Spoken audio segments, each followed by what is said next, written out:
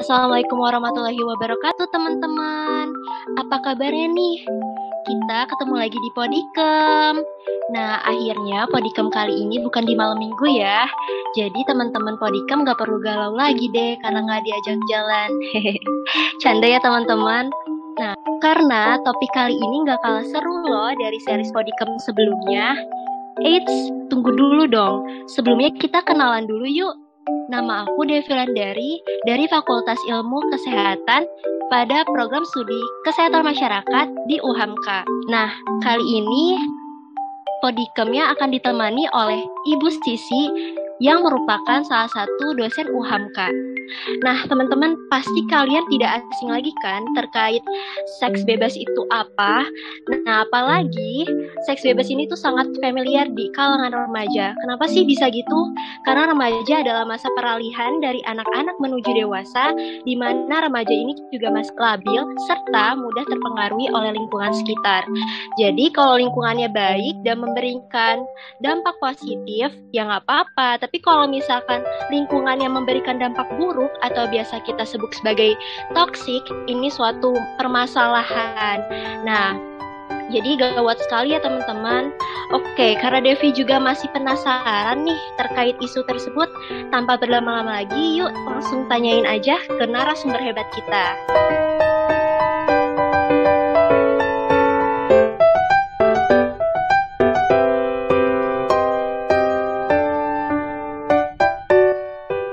Assalamualaikum Ibu. Waalaikumsalam warahmatullahi wabarakatuh. Iya Bu, Ya, Mbak gimana nih Devi. Bu kabarnya? Alhamdulillah baik Mbak Devi. Selamat Lebaran Mbak Devi. Aduh Oh iya, selamat hebat. Lebaran juga Bu. Tetap semangat nih ya masa libur Lebaran tapi tetap semangat untuk Ya, memberikan bener. informasi yang bermanfaat ya buat para remaja. Iya, bener banget nih, Bu. Oke, Bu, aku kepo nih terkait seks bebas. Jadi, seks bebas itu tuh apa sih? Dan apa benar ya seks bebas ini lebih banyak terjadi pada remaja? Oke, baik Mbak Devi. Sebelumnya kita lihat dulu konteks yang dinamakan seks bebas. Kalau seks itu kan kalau secara harfiah itu berarti jenis kelamin, ya artinya pengertian seks itu kerap mengacu hanya pada aktivitas biologis yang berhubungan dengan alat kelamin.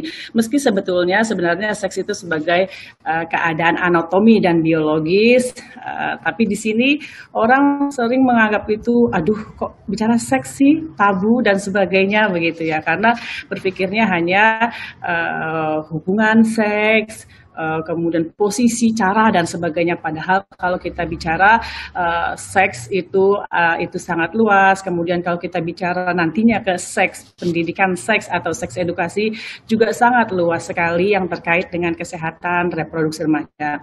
Nah, kalau kita bicara seks bebas gitu ya, selama ini atau free sex gitu ya, kita sebagai salah satu perilaku seksual yang itu bertentangan dengan nilai-nilai agama dan adat istiadat kita tentunya, ya, di mana seks bebas atau bahasa populernya dikatakan extramarital intercourse, itu merupakan pembebasan seks yang dipandang tidak wajar, ya, atau kegiatan yang dilakukan secara berdua pada waktu dan tempat yang biasanya sudah disepakati bersama gitu ya, dari dua orang biasanya yang lain jenis yang belum terikat pernikahan. Itu yang kita katakan perilaku seks bebas. Artinya perilaku seksual yang dilakukan di luar perkawinan, yang sama sebetulnya mungkin dengan kata zina gitu ya.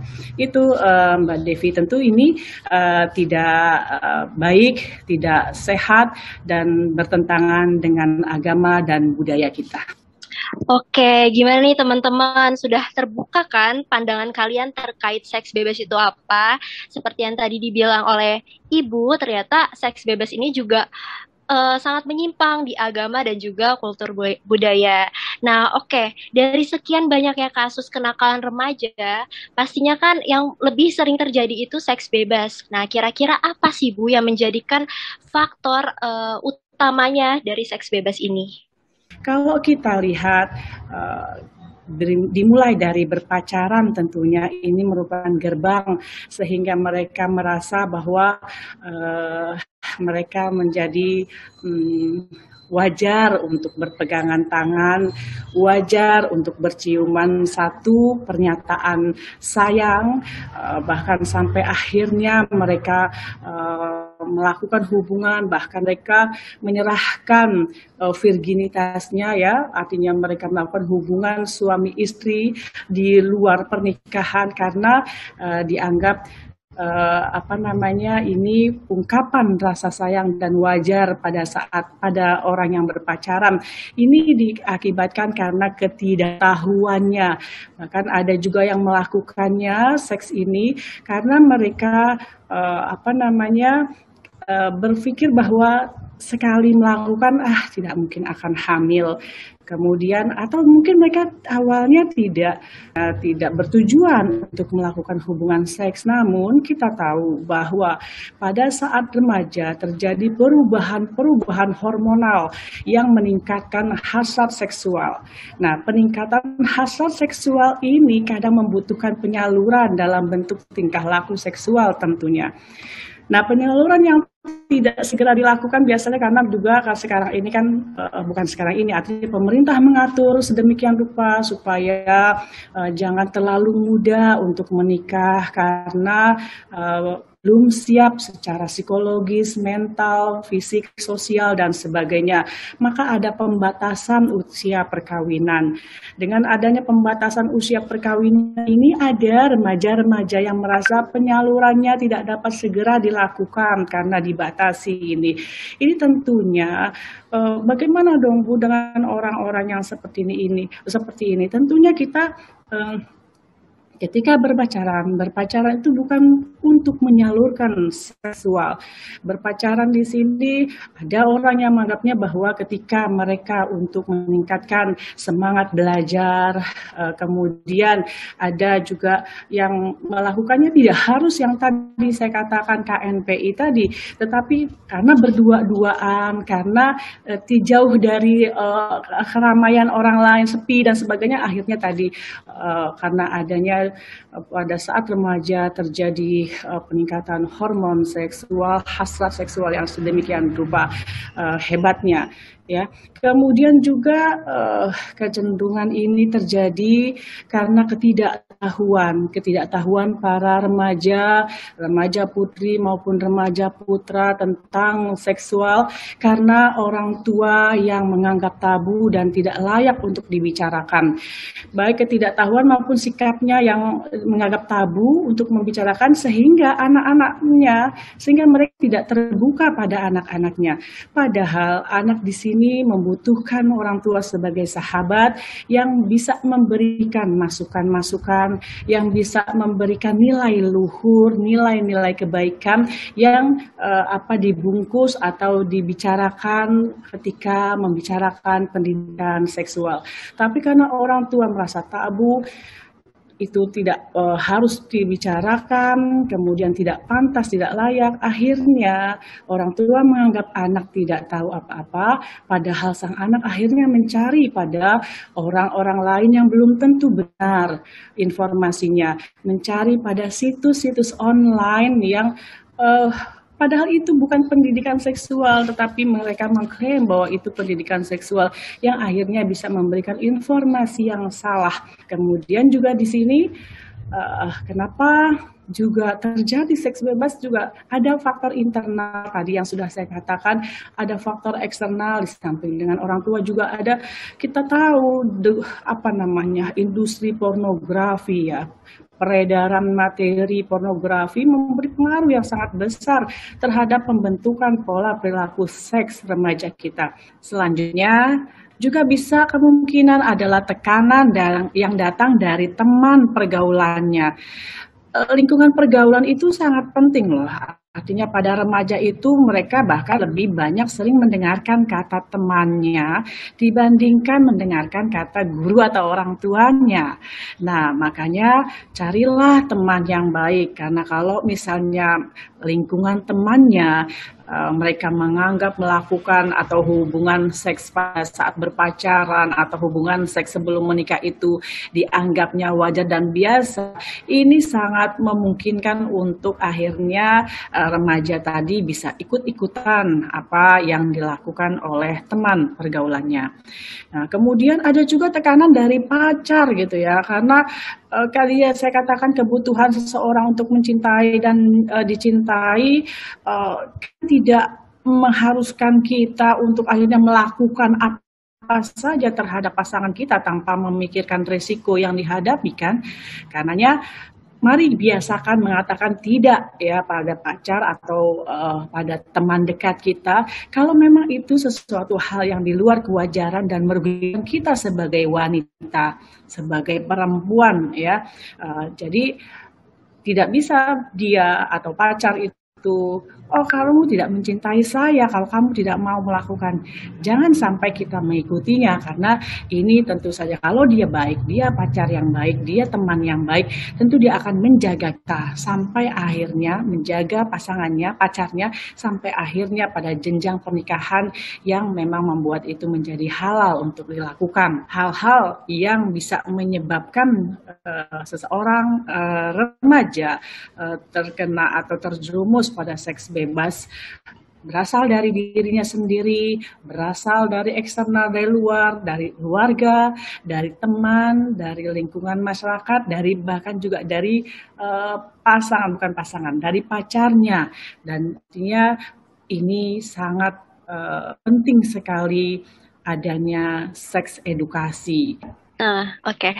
Jadi untuk apa ya, faktor-faktor ini banyak banget ya Bu, mulai dari lingkungan dan juga gaya pacaran yang saya setuju banget Bu. Ternyata gaya pacaran itu bukan berarti kita harus merelakan memberikan apa yang kita punya, apalagi itu berharga. Nah, tapi rasa sayang ini tuh bisa dicurahkan dengan kita bisa saling support, saling mendukung satu sama lain. Oke Bu. Selanjutnya ya untuk menjadi lebih baik. iya Bu, bener banget. Dan ini juga sebagai tantangan kita ya Bu di era globalisasi juga, di mana krisis moral pun terjadi dan bahkan banyak dari mereka yang ya menormalisasikan hal itu, apalagi akses internet semakin mudah sehingga video, foto atau apapun itu yang bersifat pornografi dapat dijangkau dengan mudah. Nah, kira-kira ada nggak sih Bu cara untuk meminimalisir kasus seks bebas melihat dari fenomena-fenomena di kecanggihan teknologi itu? Ya, tentu saja berdasarkan dari kalau kita lihat tadi faktor penyebabnya, maka dimulai dari sana juga mungkin kita untuk mencegahnya.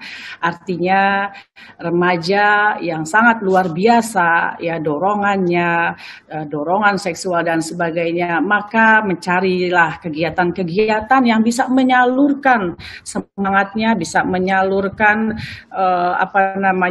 tenaga, pikiran dan sebagainya, sehingga tidak melulu berpikir tentang dorongan hasrat seksualnya. Dia bisa berkarya, berkreativitas dengan baik. Kemudian misalnya juga dia bisa bersama dengan teman-teman melakukan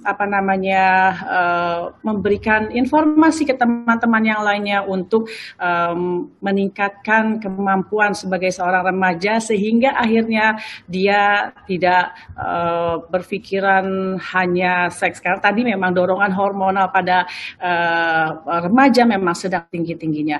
Kemudian juga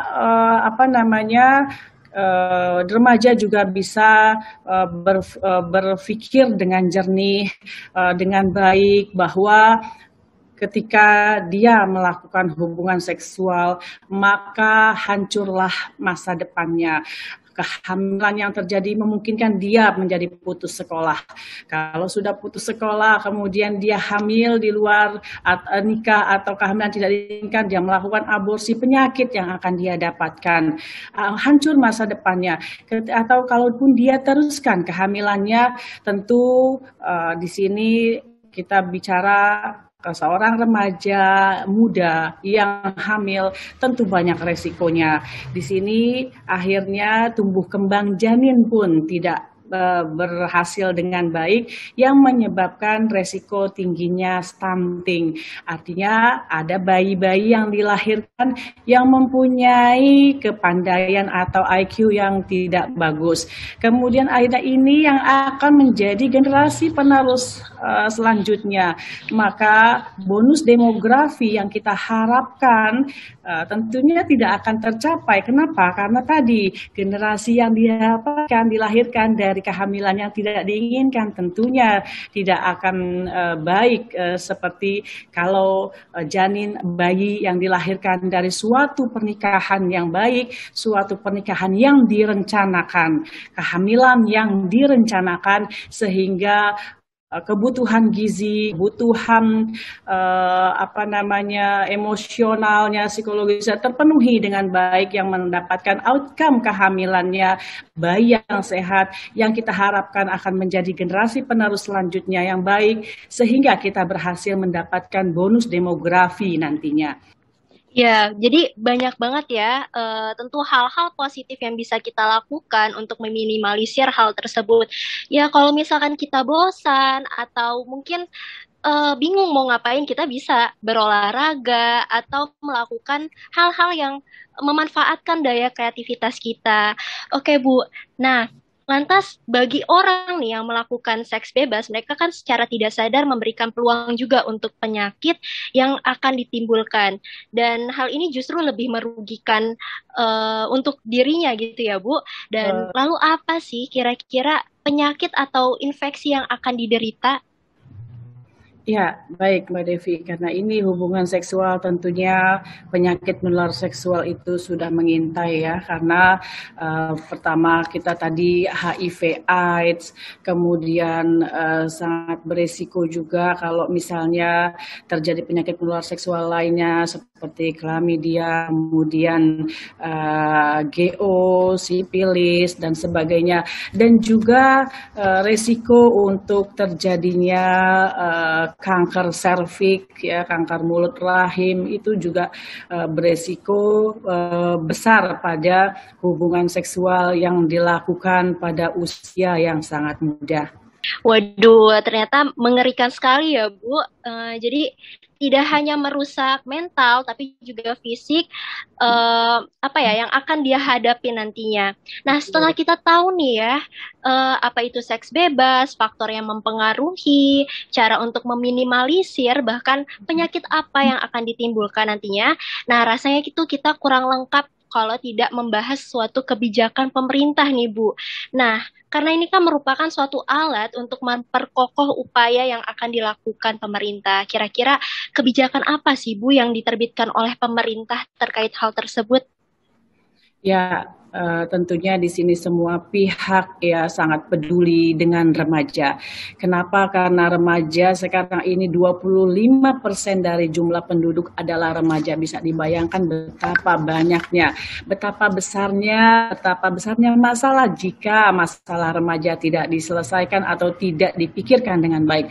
Semua pihak termasuk pemerintah, masyarakat, ya, keluarga dan sebagainya. Pemerintah tentunya dengan perangkatnya hukum yang ditetapkan, artinya dengan kebijakan-kebijakan, dengan peraturan-peraturan. Pertama tentunya larangan ya, hukuman untuk yang melakukan seks bebas gitu ya, yang ketahuan. Artinya di sini pun sekolah adanya sampai pemberhentian ya karena melakukan satu perilaku seks bebas. Tentunya hukuman yang ditetapkan ini juga didahului juga dengan adanya pencegahan, artinya dari sekolah adanya satu konsultasi promosi kesehatan remaja sehingga akhirnya remaja tidak melakukannya. Namun jika melakukannya akhirnya akan dihadapkan pada satu konsekuensi ya tentunya di sini yang harus diterima oleh remaja yang melakukan petualangan cinta atau seks bebas ini. Kemudian juga di sini pemerintah juga melakukan atau membuat satu misalnya kayak kegiatan-kegiatan melalui BKKBN seperti generasi berencana. Di sana juga salah satunya adalah tidak boleh atau nol free sex atau seks bebas ya, karena juga di seks bebas seperti yang kita bicarakan tadi akhirnya bisa menyebabkan kehamilan yang tidak diinginkan, aborsi, penyakit menular seksual dan sebagainya.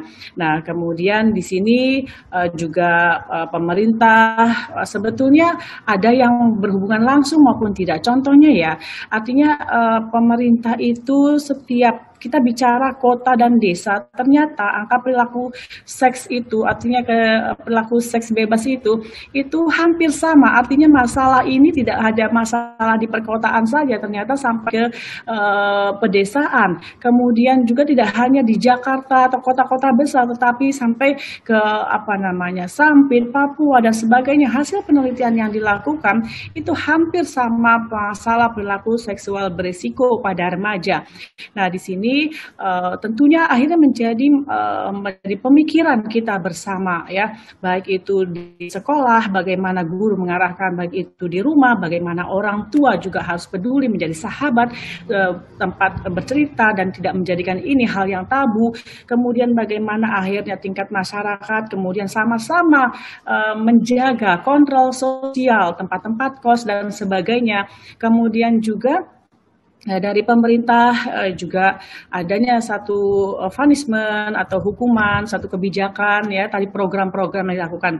Yang secara tidak langsung misalnya bisa saja misalnya program pembangunan desa itu ada sekitar kalau nggak salah 1 miliar per desa. Ini kan salah satunya bisa digunakan untuk perkembangan, untuk remaja, untuk bagaimana mendukung kreativitas remaja sehingga remaja tidak hanya berpikir kawin menikah dan sebagainya, atau berhubungan seks dan sebagainya, tetapi dia bisa mengembangkan kreativitasnya. Remaja menjadi diberdayakan, remaja menjadi hebat karena remaja itu adalah tenaganya itu bahkan dikatakan himmatur rijal, semangatnya remaja itu bisa menghancurkan gunung. Artinya betul-betul hebat remaja ini.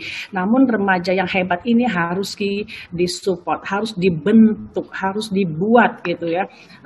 Nah, salah satunya bagaimana jangan sampai remaja masuk ke seks bebas yang kita punya tadi angka-angkanya yang sangat banyak ya. Artinya ini menjadi pemikiran bersama untuk kita bisa menekan, menurunkan, memberi kesempatan pada para remaja untuk beraktivitas, untuk kreatif dan tetap menjaga kalau perempuan untuk tetap menghargai dirinya sebagai wanita, jangan mudah terlena. Dan orang tua pujilah, terutama pada bapak-bapak misalnya, pujilah anak perempuannya yang misalnya dia cantik dan sebagainya. Dengan dipuji, dengan kaya akan sanjungan, akan penghargaan dari orang tuanya, maka anak tidak akan mudah terlena dan melepaskan dirinya pada laki-laki yang belum tentu akan menjadi suaminya. Artinya kalaupun menjadi suaminya memang tidak boleh dilakukan pada saat mereka belum menikah.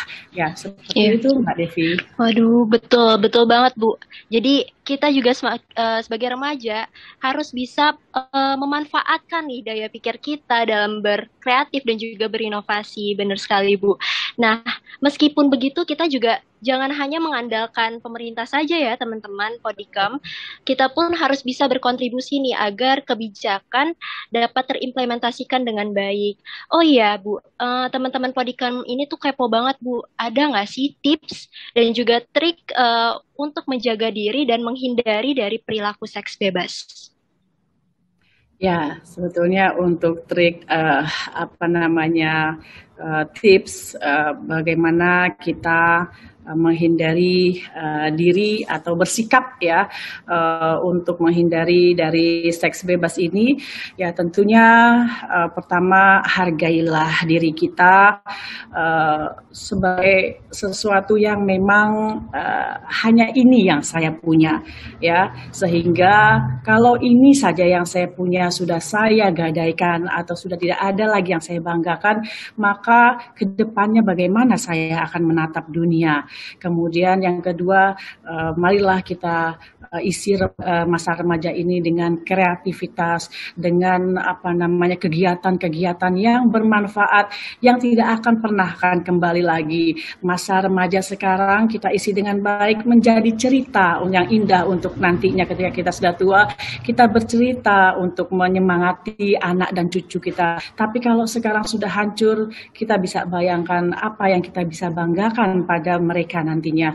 Kemudian tentu saja religiositas itu sangat penting. Tentu kita kembali kepada berpegang pada agama. Kita tentunya menjalankan sebagai hamba apa yang dilarang kita jauhi, dan kita berusaha untuk menjadi hamba yang baik. Dalam hal ini tentu saja sudah jelas sekali hukum agama atau perintah dari agama untuk menjauhi zina. Mendekatinya saja tidak boleh, apalagi melakukannya. Kemudian juga tadi kita tentunya apa yang kita rasakan bisa berbagi cerita dengan orang tua, mulailah membuka komunikasi yang baik dengan orang tua. Mungkin selama ini orang tua membuka komunikasi, tapi karena remaja itu tadi cirinya salah satunya adalah lebih pada teman, grupnya, gengnya misalnya seperti itu. Nah sekarang kita juga membuka diri untuk juga terbuka dengan orang tua, supaya kita mendapatkan mendengarkan masukan-masukan yang orang tua kita pasti tidak akan mau membuat anaknya itu menderita atau membiarkan anaknya itu dalam satu kesesatan, ya. Itu mungkin tips dan triknya Mbak Devi. Oke Bu, berarti banyak ya sebenarnya tips and trick yang bisa kita lakukan dan itu mudah sekali loh teman-teman. Nah, akhirnya penasaran Devi dan juga teman-teman Podikem ini bisa terjawab nih Bu. Nah, baik teman-teman, segitu dulu ya pembahasan kita kali ini terkait seks bebas. Dan ternyata seru juga ya kita membahas tentang seks bebas. Semoga teman-teman Podikem juga bisa lebih aware nih, ya bisa juga menjadi panutan di kalangan teman-teman Podikem, karena Devi tuh pernah dengar quotes dari teman kalau kita tuh harusnya bisa mewarnai di circle pertemanan. Jadi bukan kita yang harus diwarnai oleh mereka dalam arti gampang terpengaruh oleh kegiatan buruk seperti itu, dampak-dampak yang negatif seperti itu. Oke, untuk Bu Sisi, terima kasih telah menyempatkan waktunya dalam berbagi ilmu. Kami rekan-rekan Podikem pamit undur diri. Mohon maaf jika ada kekurangan. Wassalamualaikum warahmatullahi wabarakatuh.